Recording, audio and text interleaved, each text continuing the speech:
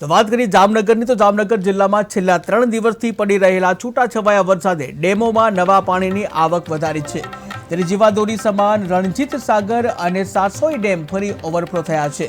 ત્યારે જિલ્લામાં કુલ 25 ડેમોમાંથી 12 ડેમ 100% ભર્યા છે, જ્યારે કેટલાક ડેમ 90 થી 70% ક્ષમતા સુધી પહોંચી ગયા છે।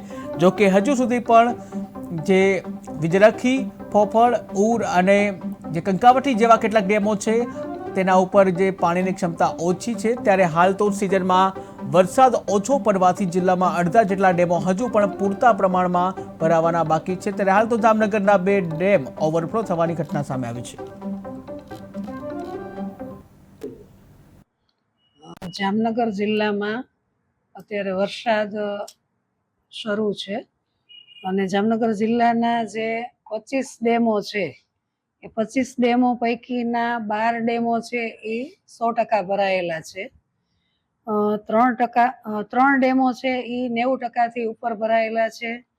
એક ડેમ છે એ 80% ઉપર છે અને 4 ડેમ છે એ 70% ઉપર ભરાયેલા છે।